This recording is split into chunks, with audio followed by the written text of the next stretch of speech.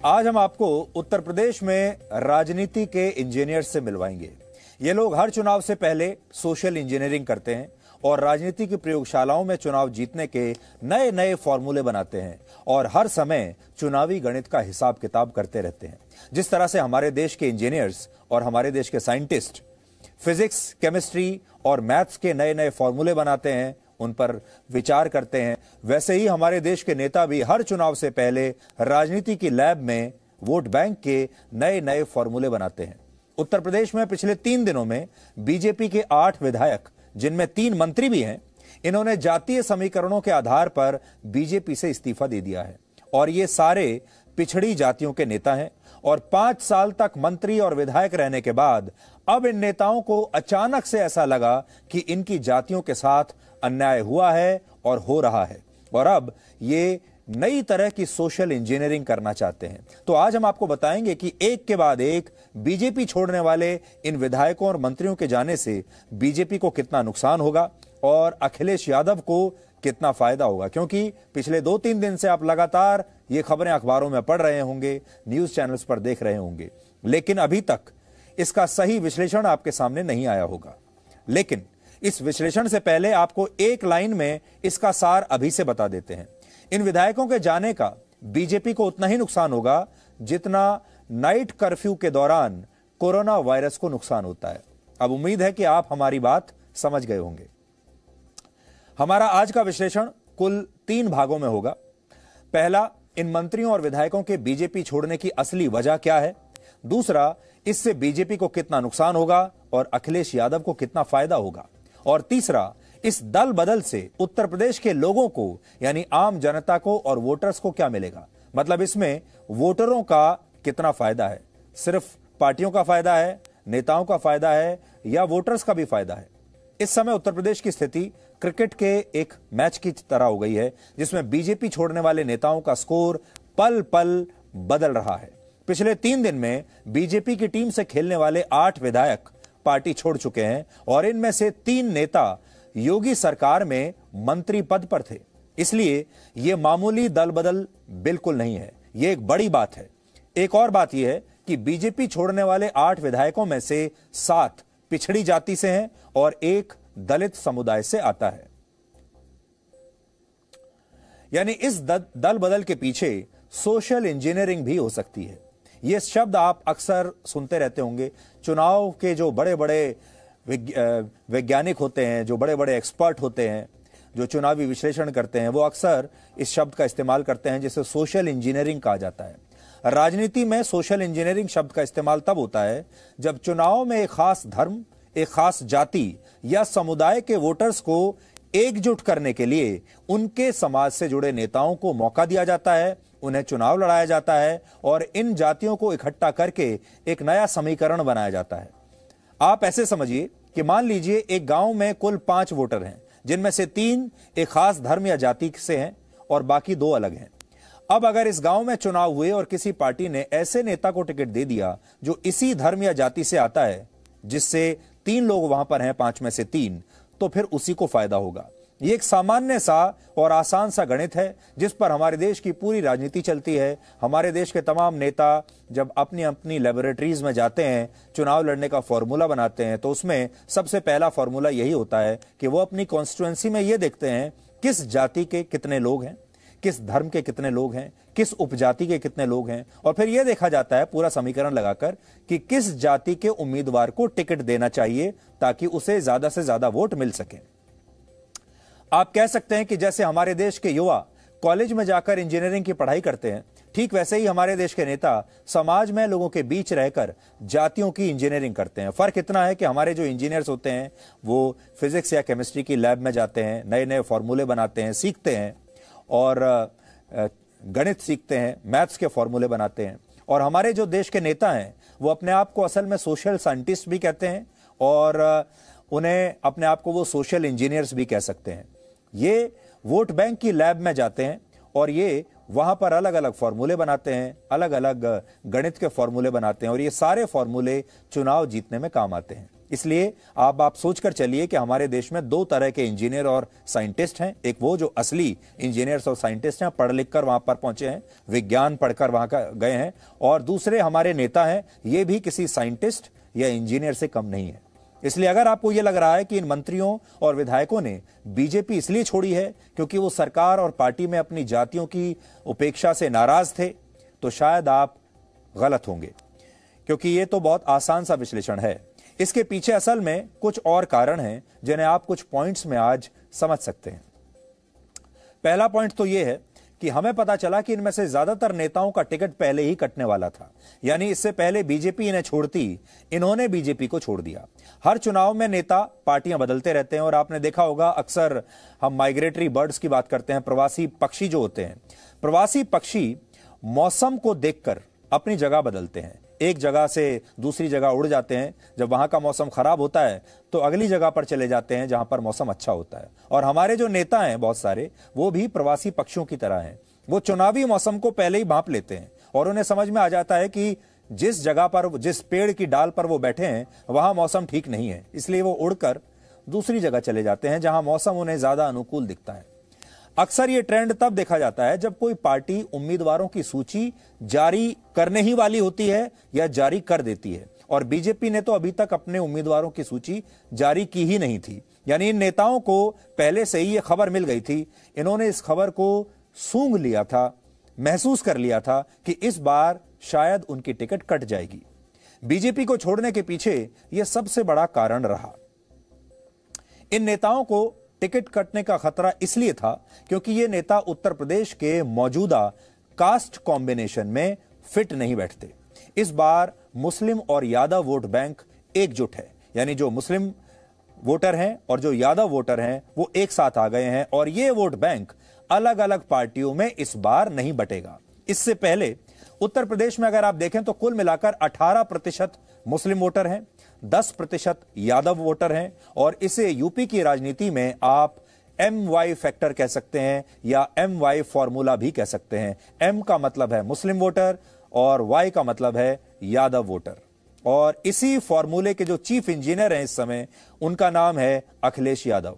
वैसे इस MY factor के चीफ इंजीनियर बिहार के पूर्व मुख्यमंत्री लालू प्रसाद यादव और उत्तर प्रदेश के पूर्व मुख्यमंत्री अखिलेश यादव को माना जाता है, और उनके पिता मुलायम सिंह यादव को माना जाता है। सबसे पहले वही आप कह सकते हैं कि इस फॉर्मूले के चीफ इंजीनियर्स हैं या चीफ साइंटिस्ट हैं। उन्होंने ही अपनी अपनी लैब्स में इस फॉर्मूले को इजाद किया था, और उन्होंने अपने राज्यों में मुस्लिम और यादव वोट बैंक की इंजीनियरिंग करके कई बार चुनाव जीते हैं, कई बार सरकारें बनाई हैं, और बाद में यह फॉर्मूला दूसरे राज्यों में भी इस्तेमाल होने लगा। तो ये MY फैक्टर जो है, ये एक ऐसा फॉर्मूला है जिसने बड़े बड़े नेताओं की किस्मतें बदल दी हैं, जिन्हें बड़ी बड़ी पार्टियों को, बड़े बड़े नेताओं को बना दिया है। और ये एक ऐसा अचूक फॉर्मूला एक जमाने में हुआ करता था कि अगर ये फॉर्मूला आपने लगा दिया तो फिर आप चुनाव हार नहीं सकते। इसलिए लंबे समय तक हमारे देश के नेताओं का ये मनपसंद फॉर्मूला है, मुस्लिम वोटर और यादव वोटर। और ये आप समझ गए होंगे अब जब आप देखेंगे कि हमारे देश के जो नेता हैं वो धर्मनिरपेक्षता के नाम पर, सेक्युलरिज्म के नाम पर असल में यही फॉर्मूला आपके सामने पेश कर रहे होते हैं। हालांकि उत्तर प्रदेश में अब तक यही ट्रेंड देखा जाता था कि मुस्लिम और यादव वोट बैंक का बड़ा हिस्सा 3 बड़ी पार्टियों के बीच बट जाता था। एक थी अखिलेश यादव की समाजवादी पार्टी, दूसरी थी मायावती की बहुजन समाज पार्टी, और तीसरी है कांग्रेस पार्टी। तो जो मुसलमान वोट बैंक है वो इन 3 पार्टियों में बट जाया करता था पहले। लेकिन चुनावी पंडितों का मानना है कि इस बार बात कुछ अलग ही है। इस बार उत्तर प्रदेश में इस 28% वोट बैंक का एक बहुत बड़ा हिस्सा एकजुट रहेगा, और वो अखिलेश यादव की समाजवादी पार्टी को अपना समर्थन देगा। और यह एक बड़ा कारण है जिसकी वजह से बीजेपी को 3 दिन में 8 विधायक छोड़कर जा चुके हैं। जैसे स्वामी प्रसाद मौर्य उत्तर प्रदेश की पडरौना सीट से 3 बार विधायक रह चुके हैं। 2 बार बीएसपी से लड़े और जीते, और 1 बार बीजेपी से लड़े। लेकिन माना जा रहा है कि इस बार उन्हें यह डर था कि अगर वो बीजेपी में रहकर इस सीट से चुनाव लड़ते हैं तो शायद इस बार जीत नहीं पाएंगे, इस बार हार जाएंगे, क्योंकि इस बार जातीय समीकरण उनके खिलाफ है। उनकी सीट पर यादव, मुस्लिम और दूसरी जातियों के 27% वोटर हैं, जो समाजवादी पार्टी के पारंपरिक वोटर माने जाते हैं। इसके अलावा ब्राह्मण वोटरों की संख्या 19% है, जो अभी फिलहाल उनसे नाराज चल रहे हैं। यानी कुल मिलाकर 46% वोटर्स के छिटकने का खतरा स्वामी प्रसाद मौर्य उठाना नहीं चाहते थे और इसीलिए उन्होंने बीजेपी को छोड़ दिया और समाजवादी पार्टी की तरफ जा रहे हैं, क्योंकि उन्हें लगता है कि ये 46% वोटर अगर वो अखिलेश यादव के साथ खड़े होकर फोटो खिंचवा लेते हैं तो फिर ये वोटर उनकी तरफ आ जाएगा। हालांकि यह खतरा 2017 के चुनाव में भी उनके सामने था। ऐसा नहीं है कि यह पहली बार हो रहा है और शायद इसीलिए उन्होंने उस समय बीएसपी छोड़कर बीजेपी से चुनाव लड़ लिया था। तो उन्हें पहले पता चलता है जैसे ही समीकरण बदलते हैं वो पार्टी भी बदल लेते हैं और तब बीजेपी ये चुनाव असल में मोदी के नाम पर जीती थी। आपको याद होगा उत्तर प्रदेश में जब बीजेपी जीतती है तो उसके दो बड़े कारण होते हैं। एक तो वो मोदी के नाम पर जीतती है और मोदी के नाम पर जो वोट पड़ता है फिर उसमें जातियों का कोई महत्व नहीं होता। मोदी के नाम पर वोट तब पड़ता है जब सारी जातियां एक साथ मिल जाती हैं और वो मिलकर फिर मोदी को वोट देती हैं। उसमें फिर जातियों का कोई महत्व रह नहीं जाता। और बीजेपी का हर जगह फॉर्मूला यह है कि बीजेपी असल में इन जातीय समीकरणों को तोड़ती है और सारी जातियों के लोगों को एक साथ इकट्ठा करके उन्हें कंसोलिडेट करती है और फिर वोटिंग करवाती है। तो ये जातियों का समीकरण था, लेकिन मोदी फैक्टर सबसे बड़ा जो है वो काम कर रहा था। जब ये चुनाव जीते तो उस समय ये जो जातियों का जो फैक्टर था ये अहम नहीं रह गया था और इन्होंने भी, स्वामी प्रसाद मौर्य ने भी मोदी फैक्टर के नाम पर चुनाव जीत लिया। आप कह सकते हैं कि स्वामी प्रसाद मौर्य ने 2017 का जो टेम्पलेट था उसी पर बीजेपी छोड़ने का फैसला अब जाकर किया है। योगी सरकार में कैबिनेट मंत्री दारा सिंह चौहान के लिए भी यही बात साबित हो रही है, क्योंकि इस सीट पर यादव समुदाय के 60,000 वोटर हैं, मुस्लिम समुदाय के 22,000 वोटर हैं, तो 82,000 तो यही हो गए। अगर इन्हें मिला दें ये वोट 82,000 होते हैं। अगर ये वोट दारा सिंह को नहीं मिलते तो उनके लिए चुनाव में जीतना मुश्किल हो जाता। और हमें पता चला है कि दारा सिंह चौहान इसी वजह से मधुबन की जगह घोसी से टिकट मांग रहे थे और बीजेपी ने उन्हें टिकट देने से इनकार कर दिया था, जिसकी वजह से उन्होंने बीजेपी छोड़ दी। उनके अलावा बीजेपी छोड़ने वाले एक और मंत्री धर्म सिंह सैनी जिस नकुड़ सीट से विधायक हैं वो मुस्लिम बाहुल सीट है। इस सीट पर मुस्लिम वोटरों की संख्या सबसे ज्यादा है, 1,30,000। धर्म सिंह सैनी को यह डर था कि अगर इनमें से आधे वोट भी समाजवादी पार्टी ने ले लिए तो उनकी हार निश्चित है, उन्हें कोई बचा नहीं सकता और इसी वजह से उन्होंने अपनी सीट बचाने के लिए बीजेपी को छोड़ दिया। एक और बात, ऐसी भी खबरें हैं कि बीजेपी के नेताओं ने पहले ही स्पष्ट कर दिया था कि वो उन्हें इस बार टिकट नहीं देगी। 2017 के चुनाव में धर्म सिंह सैनी मात्र 4,000 वोटों के अंतर से जीते थे। अब आप सोच लीजिए कि जो नेता 4,000 वोटों से जीता हो उसके लिए अगर इतना बड़ा वोट बैंक खिसक जाए तो वो चुनाव कैसे जीतेगा। लेकिन वो अपनी शक्ति का प्रदर्शन ऐसे करते हैं जैसे पिछड़ी जाति के करोड़ों वोटर उनकी मुट्ठी में है। हालांकि जीते थे सिर्फ 4,000 वोटों से और उनके कहने पर ही किसी भी पार्टी के साथ ये वोटर चले जाएंगे। ये सारे नेता असल में आपके सामने जो इंप्रेशन देते हैं वो ये देते हैं कि ये अपनी अपनी जातियों के बड़े बड़े नेता हैं और इनके जो लोग हैं, इनकी जातियों के जो वोटर हैं वो वहीं जाएंगे जहां ये जाएंगे। यानी ये सारा वोट जो है वो ट्रांसफरेबल है। इसे इत्तेफाकी कहेंगे कि स्वामी प्रसाद मौर्य, दारा सिंह चौहान और धर्म सिंह सैनी ये तीनों ही योगी आदित्यनाथ की सरकार में मंत्री थे। तीनों ही पिछड़ी जाति के हैं और तीनों ने ही 2017 के चुनाव से पहले बीजेपी ज्वाइन की थी। ठीक चुनाव से पहले बीजेपी में आए थे और अब ठीक चुनाव से पहले ही बीजेपी से जा रहे हैं। इन तीनों ने जो इस्तीफा दिया है वो उन तीनों के इस्तीफे की कॉपी आज मैं अपने साथ लेकर आया हूं और जब आप इनके इस्तीफों को पढ़ेंगे तो इनकी भाषा बिल्कुल एक जैसी है। इन्हें पढ़कर ऐसा लगता है कि इन तीनों के इस्तीफों को शायद एक ही व्यक्ति ने लिखा है। स्क्रिप्ट राइटर लगता है एक ही है और यह तो पक्की बात है कि इन्होंने तीनों ने ही अपना इस्तीफा खुद नहीं लिखा होगा, किसी ने लिखा है और तीनों के इस्तीफे शायद एक ही आदमी ने लिखे हैं। मैं आपको पढ़ के बताता हूं। सबसे पहले मेरे हाथ में है स्वामी प्रसाद मौर्य का इस्तीफा, ये देखिए, और इसमें वो कह रहे हैं, ऊपर की जो लाइन है वो तो अलग है। वो कहते हैं कि माननीय मुख्यमंत्री योगी आदित्यनाथ जी के मंत्रिमंडल में श्रम, सेवा योजना एवं समन्वय मंत्री के रूप में विपरीत परिस्थितियों व विचारधारा में रहकर भी बहुत ही मनोयोग के साथ उत्तरदायित्व का निर्वहन किया। फिर आगे की लाइन पर आप ध्यान दीजिए। किंतु दलितों, पिछड़ों, किसानों, बेरोजगार नौजवानों एवं छोटे, लघु एवं मध्यम श्रेणी के व्यापारियों की घोर उपेक्षात्मक रवैये के कारण उत्तर प्रदेश के मंत्रिमंडल से इस्तीफा देता हूं। यह है स्वामी प्रसाद मौर्य का इस्तीफा। अब देखिए दारा सिंह चौहान का इस्तीफा, उसमें क्या लाइन लिखी है, वही सेम। किंतु सरकार की पिछड़ों, वंचितों, दलितों, किसानों और बेरोजगार नौजवानों की घोर उपेक्षात्मक रवैये के साथ साथ पिछड़ों और दलितों के आरक्षण के साथ जो खिलवाड़ हो रहा है, उससे आहत होकर मैं उत्तर प्रदेश मंत्रिमंडल से इस्तीफा देता हूं।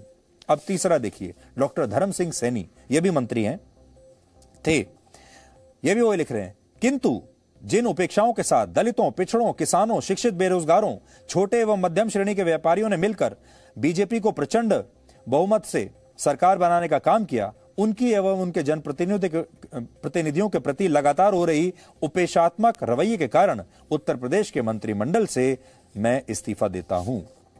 सबका लगभग एक जैसा है।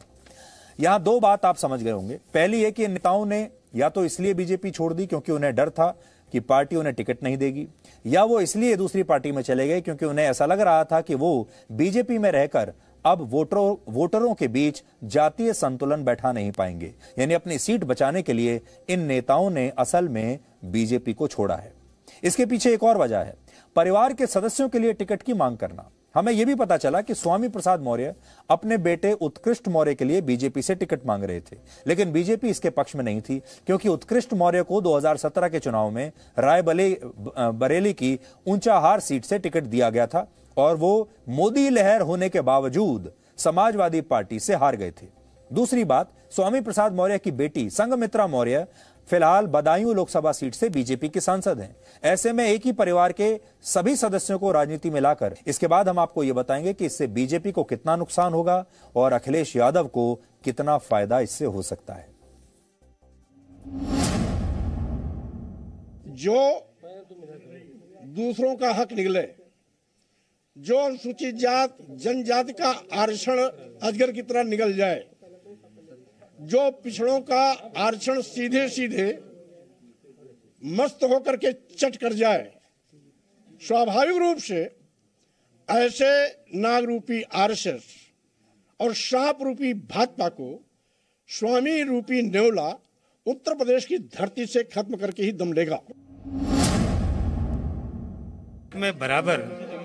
मैं यहाँ से लेके बड़े नेताओं तक अपनी गुहार लगातार अपनी बात, अपनी व्यथा कहता रहा कि इस प्रदेश के जो पिछड़े समाज के लोग हैं, जिन्होंने कुछ भी नहीं देखा, बस एक ही देखा कि हमको भाजपा की सरकार बनाना है कि शायद मुझे बहुत न्याय मिलेगा, सम्मान मिलेगा, न मिल पाने के नाते 5 साल में तब आजिज होकर के आज मुझे कदम उठाना पड़ा।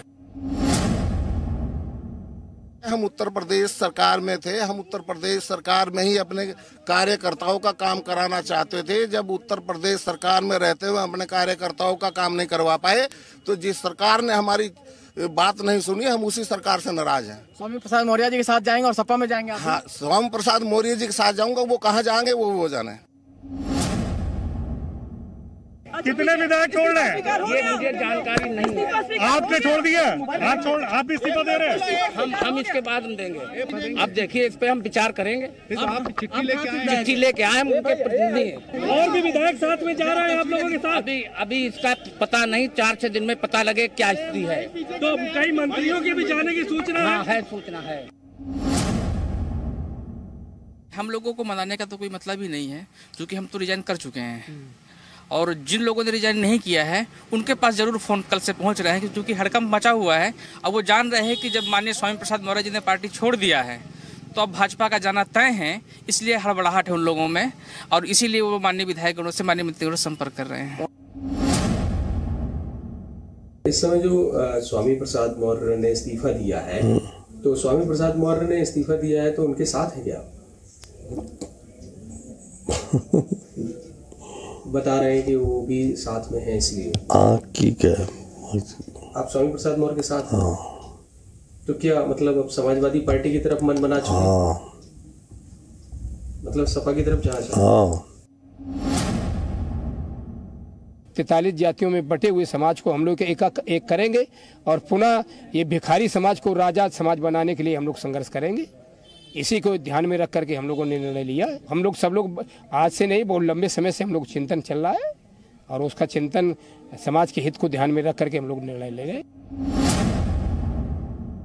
दलितों, पिछड़ों, शोषितों, गरीबों का जो लोग 5 साल में हित ना कर पाए हो, उनके आशीर्वाद से, उनके प्यार से, उनके वोट की ताकत से 100 नहीं, 200 नहीं, 300 पार की हो और उनका ही सबसे ज्यादा अहित हुआ हो, इससे बुरी बात और क्या हो सकती है। स्वामी प्रसाद मौर्य जी हमारे नेता हैं।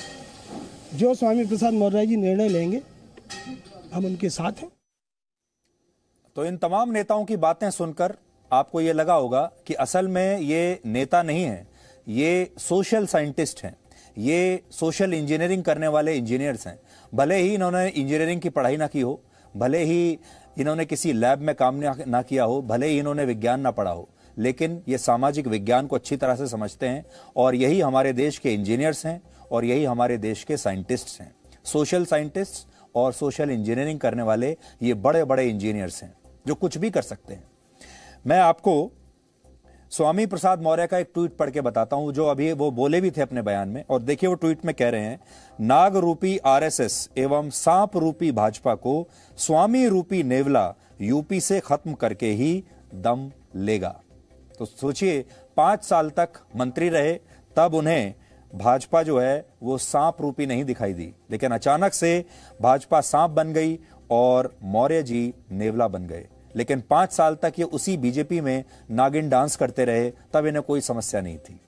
8 विधायकों की संख्या कम नहीं होती, ये एक बहुत बड़ा नंबर है और इससे बीजेपी को नुकसान हो सकता है। बीजेपी के नेताओं को ये देखना होगा, क्योंकि जब इतनी बड़ी संख्या में विधायक छोड़ते हैं और मंत्री इस्तीफा देते हैं तो जाहिर है अखबारों में पहले पन्ने पर खबर छपती है, हेडलाइन बनती है, सारे न्यूज चैनल्स में इसके बारे में रिपोर्टिंग होती है और इससे एक माहौल बनता है, इसमें कोई शक नहीं। माहौल बनता है, लोग देखते हैं और लोगों को ऐसा लगता है कि इतने बड़े बड़े लोग एक पार्टी को छोड़कर क्यों जा रहे हैं, और फिर अखिलेश यादव की हवा बनने लगती है। ये सभी नेता पिछड़ी जातियों और दलित समुदाय से आते हैं। उत्तर प्रदेश में 42% पिछड़ों में करीब 15% यादव और कुर्मी समुदाय के वोटर हैं। इसके अलावा 30% लोग अति पिछड़ी जातियों से भी उत्तर प्रदेश में आते हैं। तो ये फॉर्मूला आप देख लीजिए। आप भले ही हमारे दर्शक हैं, लेकिन आज हम आपको सोशल इंजीनियरिंग के एक्सपर्ट बना देंगे। आज आप भी ये कह सकते हैं कि आप सोशल इंजीनियरिंग वाले इंजीनियर्स बन जाएंगे और आप भी आज ये पूरा कैलकुलेशन देखने के बाद आप भी सोशल साइंटिस्ट बन जाएंगे। पिछले चुनाव में इस वर्ग के तमाम नेता बीजेपी से जुड़े हुए थे और इसका बीजेपी को जबरदस्त फायदा हुआ था।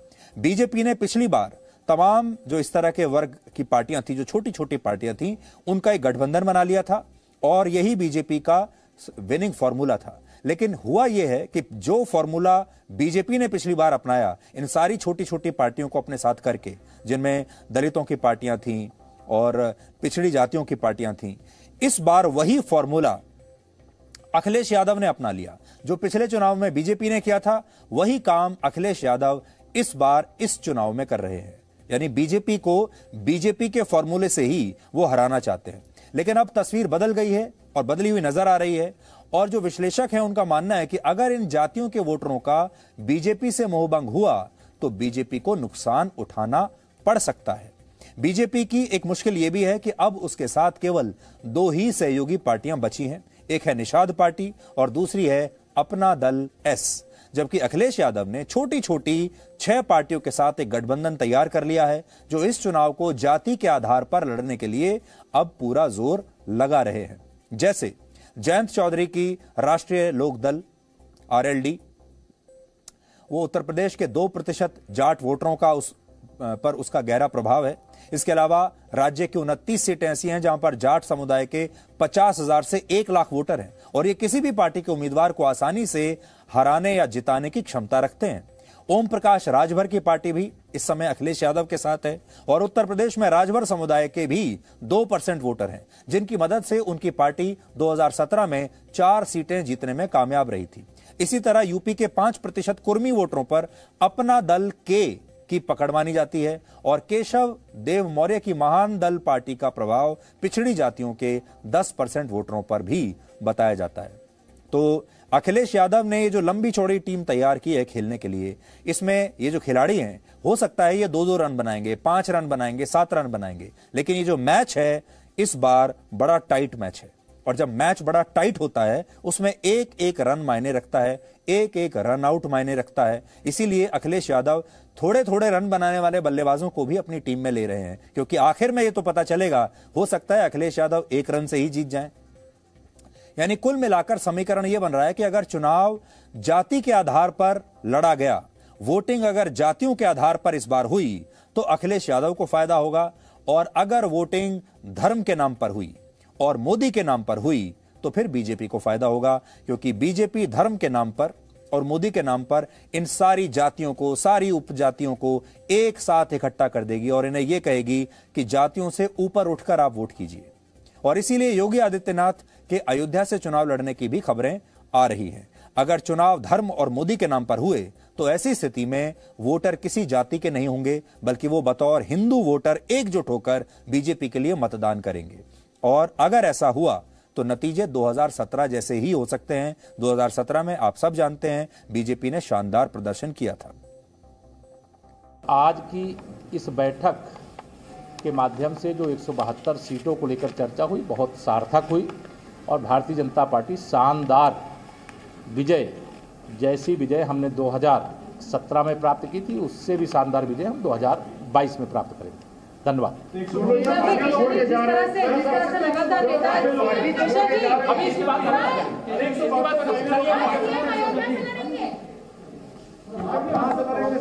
हर चुनाव में हमने देखा है, हर पार्टी में देखा है, कुछ लोग आते हैं, कुछ लोग जाते हैं, कुछ लोग घबरा जाते हैं कि हो सकता है कि उनको लगे कि हम यहाँ से नहीं जीतेंगे, वहां चले जाएंगे।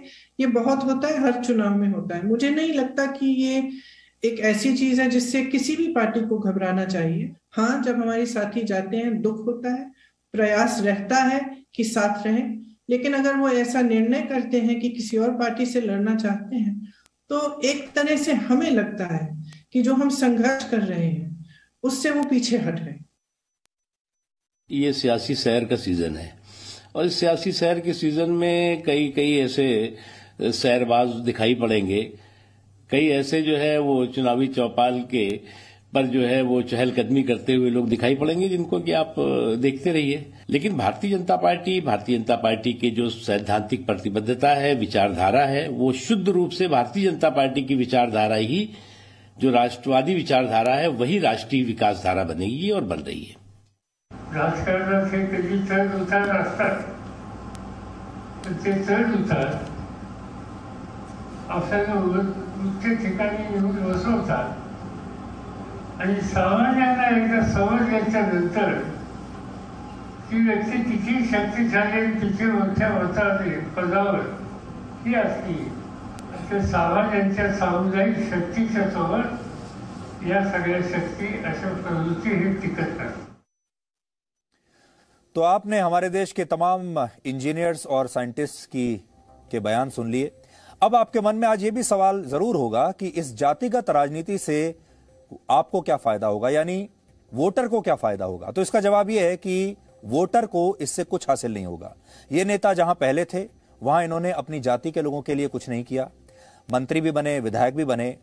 अब इनके जो कॉन्स्टिट्यूएंसी के लोग हैं और इनकी जातियों के जो लोग हैं वो खुद ईमानदारी से ये बात ज्यादा बता सकते हैं कि इनके विधायक बनने से और इनके मंत्री बनने से उन्हें कितना फायदा हुआ है।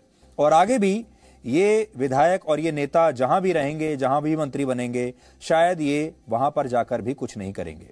ये सिर्फ इंजीनियरिंग करके जातियों के नए नए फॉर्मूले बनाएंगे। इसलिए आज हम आपके सामने ये ख्याल, ये विचार पेश कर रहे हैं कि आप अब इन्हें नेताओं की बजाय इंजीनियर्स भी कह सकते हैं और साइंटिस्ट भी कह सकते हैं, क्योंकि यही तो नए नए फॉर्मूले बनाते हैं हर चुनाव से पहले, और ये फॉर्मूले इन्हें मंत्री बनाने का काम करेंगे।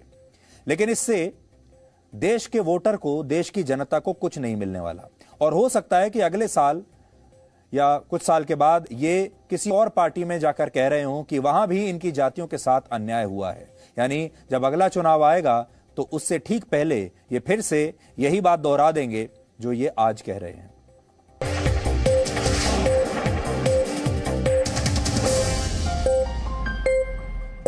Presenting B News app, available on Google Play and App Store. Download it now.